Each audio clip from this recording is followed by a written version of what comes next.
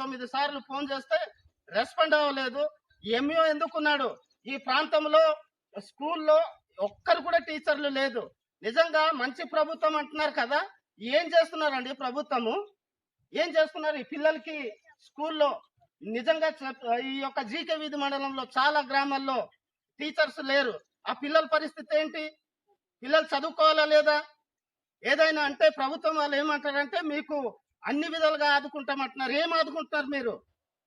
ఈ రోజు కలెక్టర్ గారికి నేను తెలియజేస్తున్నాను, ఈ పిల్లల జీవితాలతో ఆడుకోద్దండి.